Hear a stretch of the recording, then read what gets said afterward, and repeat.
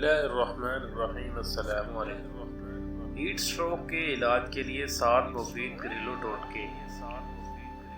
حالیہ دنوں میں پڑنے والی شدید گرمی نے لوگوں کو جھنجھلا کر رکھ دیا۔ گرمی کی شدت صرف لوگوں کو گھر کے باہر ہی نہیں بلکہ گھر کے اندر بھی پریشان کر رکھا ہے، اور اس نوعیت کی گرمی سے ہیٹ سٹروک کا شکار ہو جانے کے حد درجہ امکان بڑھ جاتے ہیں۔ آج ہم آپ کو چند ایسے گھریلو ٹوٹکے بتائیں گے جس کی مدد سے ہیٹ سٹروک سے بچا جا سکتا ہے۔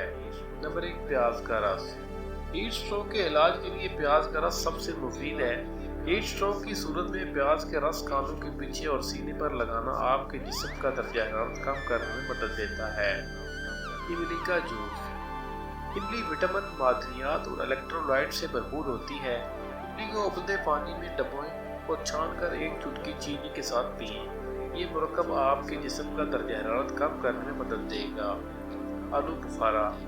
آلو بخارا اینٹی آکسیڈنٹ کا ایک بہترین ذریعہ ہے۔ اس کی وجہ سے آپ کے جسم میں پانی رہتا ہے۔